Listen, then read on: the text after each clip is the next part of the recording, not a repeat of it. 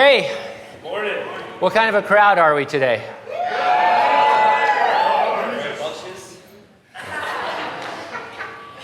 I know exactly what you're thinking. What happened in Israel regarding the 5 perfect red heifers? The red heifer is an unblemished, completely red cow used in a unique purification ritual in the Jewish temple. It was slaughtered outside the camp, its blood sprinkled toward the tabernacle, and then the entire carcass burned with cedar, hyssop, and scarlet yarn. The ashes were mixed with water, and it made a water of purification that is necessary for the temple to begin having sacrifices. And of course, the Temple Institute in Jerusalem has everything ready for the next Jewish temple, even priests that are trained to do the rituals. In September 2022, 5 red heifers were transported from Texas to Israel. These heifers were raised by Christian ranchers in Texas and were brought to Israel by an organization called Bonet Israel, led by Byron Stinson. The heifers were imported as pets to circumvent livestock importation restrictions. I think they were actually emotional support cows. Is what they are. In August of 2025, like right now, the Temple Institute in Israel announced that all 5 of them had been disqualified. However, there's a controversy about that. Byron Stinson, who brings these cows over, he said they did have the ceremony and they did sacrifice one, but it's on the QT because that's all super illegal for them to do that. But one thing he did say that was interesting, he says, "Say, we have plenty of red heifers." So maybe it's not as rare as we think. And so that was cool. Now, skeptics and critics have relegated red heifers and temple rebuilding as far-out conspiracies unfounded in reality. Then October 7th came.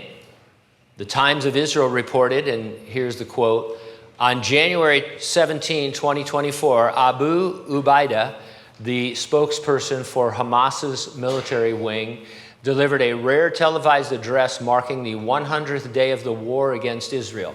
In his speech, he cited the importation of the red heifers from Texas to Israel as one of the primary motives for the October 7 attack, referring to it as an aggression that reached its peak."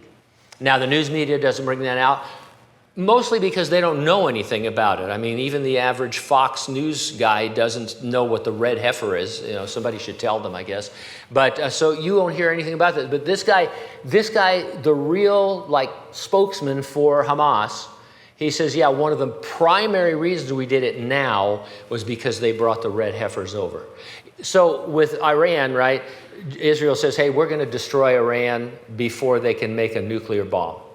And these Hamas guys say, we're going to destroy Israel before they can sacrifice a red heifer. And it sounds weird, but it's right out of the Bible. And people are overlooking it. And so it's not a far-out dark web conspiracy theory. Jesus quoted Daniel, and both of them pointed to a temple on the Temple Mount in the future 7-year Great Tribulation. And it's exactly what you'd expect to be happening, and it is. Now, we, of course, believe that the resurrection and the rapture of the church is imminent.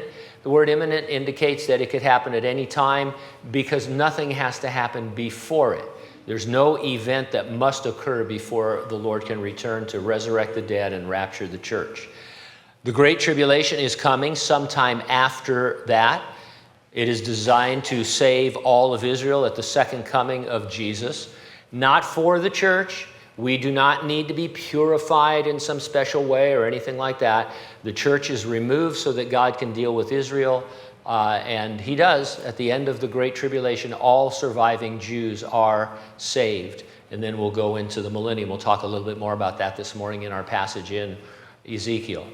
Revelation chapter 3, verse 10 indicates that we, the church, will be kept out of that entire time of trouble, not kept safe through it, but kept out of it by being removed. And it begs the question that we ask every week, are you ready for the rapture? If not, get ready and stay ready and keep looking up. Ready or not, Jesus is coming.